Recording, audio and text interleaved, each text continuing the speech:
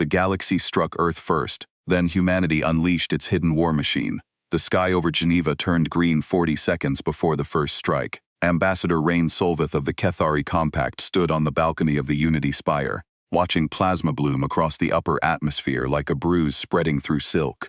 Sirens hadn't even started yet. Humans were still eating breakfast, still arguing about traffic, still utterly unaware that their planet was about to become a battlefield. "They'll surrender within the hour," said General Threx beside her, his 4 eyes tracking the descending fleet with clinical satisfaction. "No species survives a first strike on their capital." Rain said nothing. She had spent 3 years among humans as a cultural liaison. She had watched them build cathedrals and comedy shows in the same century, forgive their worst enemies, and never forget a single slight. She had a very bad feeling that today, the Compact had made the worst mistake in its 11,000-year history. Then the ground began to hum, not shake. Hum, a low, resonant frequency that made her back teeth ache, rising from beneath every major city on Earth simultaneously. Threx's 4 eyes narrowed. "What is that?" Nobody answered. Because nobody knew 3 days earlier, none of this had seemed possible at all. Part 1. The Compact's Gamble. The Kethari Compact had been watching Earth for 200 years. Ever since a compact survey drone picked up radio signals bleeding out from a small blue world in an unremarkable spiral arm. What they found unsettled them from the start. A species that had gone from stone tools to nuclear weapons in 10,000 years. From nuclear weapons to orbital habitats in less than 100 more. Most galactic councils would have made contact immediately. The Compact did not. Aggressive, unpredictable, and armed. Counselor Vess Oren had said at the emergency session on Kether Prime, "They fight each other for reasons as small as a border or a flag. Imagine what they will do to us." The Compact's solution was elegant in its cruelty. Strike first, strike hard, and force a surrender before humanity had time to organize a defense. Take their industrial centers. Cripple their orbital infrastructure. Install a compliant government. It had worked 11 times before, against 11 other species who never got the chance to fight back. Nobody on the War Council had asked a simple question. What if humanity was already fighting back before the fleet ever arrived? They found out at 6:14 Geneva time. The first wave, 600 compact cruisers, dropped out of slipspace above Earth's moon, exactly where their reconnaissance had shown no defenses at all. Compact called this the clean approach. Rain had reviewed the scans herself. Nothing but a few civilian satellites and old lunar mining equipment. What the scans hadn't shown, because it had never once activated, never once radiated a signature the Compact's instruments could detect, was the Ares line. The Council had made a terrible mistake, and they didn't even know it yet. Part 2. The hidden war machine deep beneath the Nevada desert, in a facility that didn't officially exist, General Amura Osi watched 60 years of secrecy come to an end. "Confirm hostile fleet in lunar orbit," said the watch officer, voice steady despite the tremor in his hands. "Confirmed," Amura said. "Wake up, Prometheus." Prometheus wasn't a weapon, it was a doctrine, a planet-wide contingency built in the shadow of the Cold War, and quietly relentlessly expanded every decade since, funded through black budgets no oversight committee ever fully understood, staffed by engineers who'd signed away their names. When the Fermi paradox stopped being a philosophy problem, and started looking like a countdown, someone in a windowless room had asked the only question that mattered. What happens if they come and they don't ask nicely?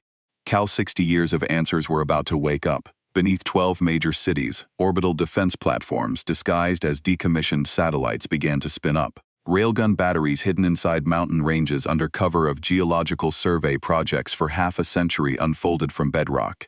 And in low orbit, hidden behind a debris field engineered to look like ordinary space junk, the Dreadnought Prometheus itself. 11 kilometers of matte black hull that had never once shown up on any alien sensor sweep, began to breathe.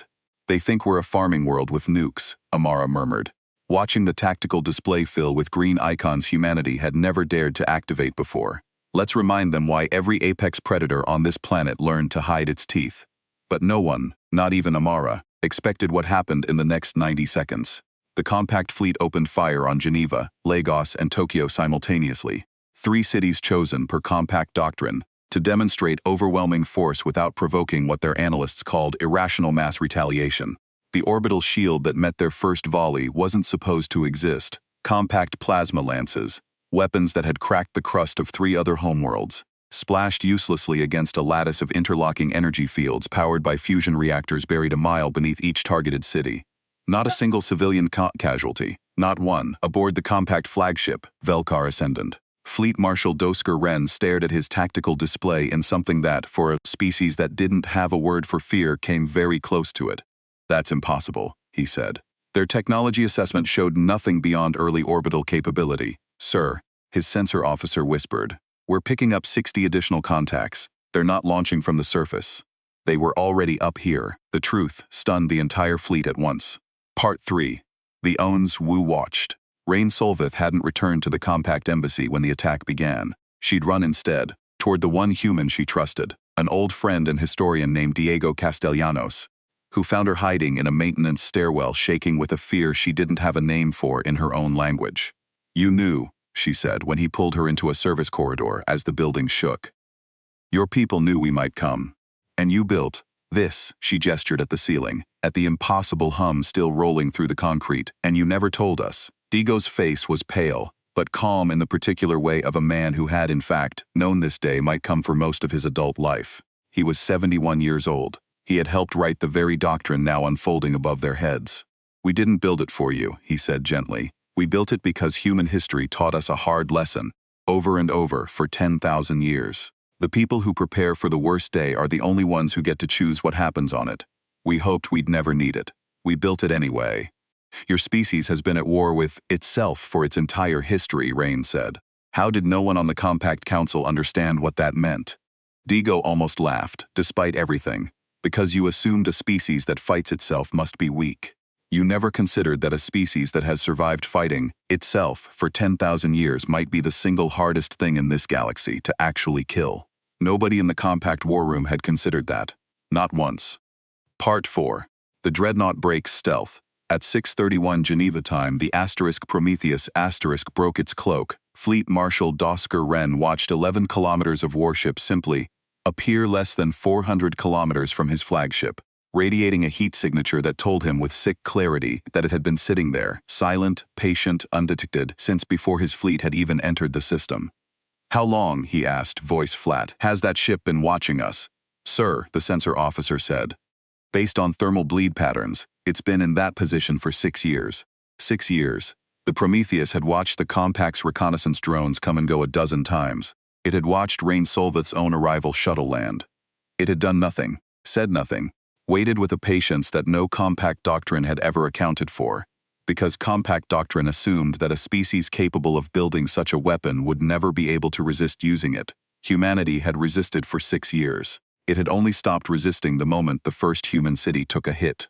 "All ships," Dosker ordered, voice cracking for the first time in 40 years of command, "identify a withdrawal vector, immediately." But the Council had made a terrible mistake understanding what withdrawal would even mean now.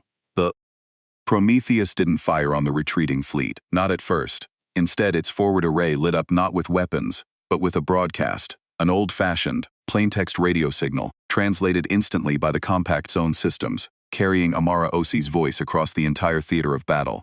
"This is General Amara Osei, Terran Defense Command. You struck first. You killed no one, not because you showed mercy, but because our shield held. That's the only reason this conversation is happening instead of your entire fleet already being debris. Withdraw now, and we let you go. Attack again and you won't get a second warning." Silence on the Compact channel. Then, from Dosker Wren, quiet and stunned. "You're letting us leave? We're not the ones who wanted this war," Amara said. "We just intend to be the ones who survive it if you insist on having it anyway. Your choice, Marshal." Every officer on the Velkar Ascendant froze. This was not the alien response their war games had prepared for. Part 5. The price of assumption. Not every ship listened. 3 compact cruisers, commanded by a hardline captain named Asa Threll, who considered withdrawal a personal disgrace, broke formation in Dove for a second strike on Lagos, reasoning correctly that the shield generators needed recharge time between full power absorptions. They were wrong about the recharge time. They didn't survive long enough to be wrong about anything else. Railgun batteries hidden inside the Atlas Mountains, engineered, tested, and silenced for 53 years without a single leak to any intelligence agency on or off the planet. Put 3 rounds of tungsten-cored ordnance through Asa Threll's formation at a fraction of light speed. There was no explosion elaborate enough for compact sensors to register as anything but total, instantaneous erasure. Aboard the Velkar Ascendant, Dosker Wren watched 3 of his ships cease to exist in under 2 seconds and understood.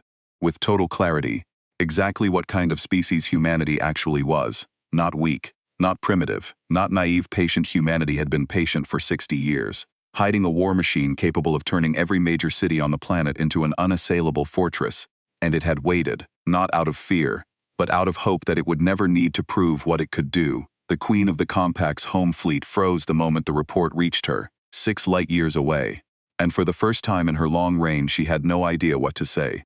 Part 6. What humanity chose next. The remaining Compact fleet withdrew within the hour, exactly as promised. No pursuit, no retaliation strike on Kethari Prime, though the Prometheus alone could likely have reached it within the month. Amara Ose made that decision personally, over the objections of 3 separate generals who wanted blood for the dead. Because there had been dead, in the end, 41 people in Lagos who hadn't made it to shelter before the second strike, people whose names would be read aloud at a memorial built at the base of the very mountain that had avenged them. We built this to protect people, Amara told her war council. The day we use it to become the thing we built it to stop, we've already lost, no matter how the battle went. Rain Solvith stood at that memorial 3 weeks later, no longer an ambassador for a compact that had, in the wake of its catastrophic misjudgment, quietly recalled every diplomat and begun a fleet-wide re-evaluation of its entire first contact doctrine. She stood there as something else now, the first compact citizen to formally request asylum on Earth, unable to return to a government that had so completely misunderstood the species she had spent 3 years coming to respect. You could have destroyed us, she said to Diego, standing beside the memorial wall. Your ship was in position for 6 years. You could have ended the Compact's aggression the day you found out we existed. We could have, Diego agreed. But a species that strikes first because it's afraid of what might happen isn't so different from the one that just attacked us. We didn't build Prometheus to conquer the galaxy, Rain. We built it so no one else ever gets to decide our future for us again. There's a difference between having the biggest gun in the room and being the first one to pull the trigger. Far above them, in silent, patient orbit, the Dreadnought Prometheus powered back down into its debris-filled cloak. Not gone, never gone, simply waiting again, the way it had waited for 60 quiet years before this one, and the way it would wait for however many more it took. The galaxy had struck Earth first. It would not make that mistake again.